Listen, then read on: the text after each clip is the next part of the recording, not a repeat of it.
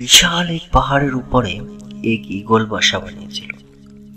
ঈগলের বাসায় ছিল তার চারটি ডিম, আর প্রতিদিন সকালে সে এগুলো রেখে খাবারের খোঁজে উড়ে যেত।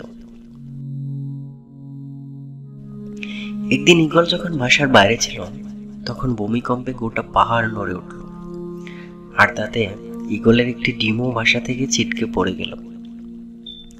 গড়াতে গড়াতে সেই ডিমটি এসে পড়ল পাহাড়ের নিচের এক মুরগির বাসার উঠানে। মুরগি সেই ডিমটিকে নিজের বাসায় নিয়ে এলো। অন্যান্য ডিমের সাথে সেটিও যত্ন করে রাখলো। একদিন সে ডিম ফুটে ঈগলের একটি সুন্দর বাচ্চাও বের হলো। মুরগির বাচ্চাদের সাথে ঈগলের বাচ্চাটি বড় হয়ে উঠতে লাগলো, কিন্তু সে ভিতর থেকে যেন সবসময় অন্য কিছু একটা অনুভব করত। আকাশে একদিন ঈগলের একটি ঝাঁককে উড়ে বেড়াতে দেখে সে মুরগিকে বলল, ইস, যদি আমিও তাদের মতো উড়ে বেড়াতে পারতাম। আর তখন মুরগি হেসে উত্তর দিল, তুমি কিভাবে উড়বে? তুমি তো মুরগি, এবং মুরগি কখনো ওড়ে না। ঈগল মাঝে মাঝে তার সহযাত্রীদের উড়ে বেড়াতে দেখত এবং স্বপ্ন দেখত সেও তাদের মতোই উড়ে বেরোবে।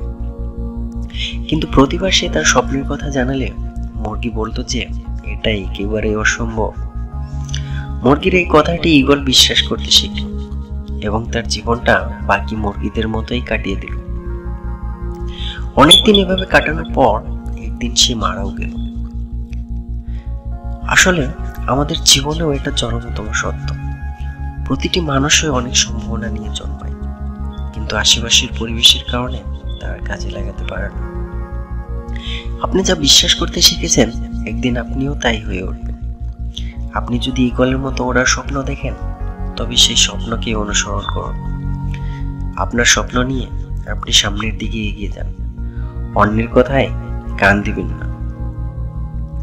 আমাদের ভিডিওগুলো ভালো লাগলে আমাদের পেজ লাইক দিতে পারেন এবং আমাদের ইউটিউব চ্যানেল সাবস্ক্রাইব করতে পারেন।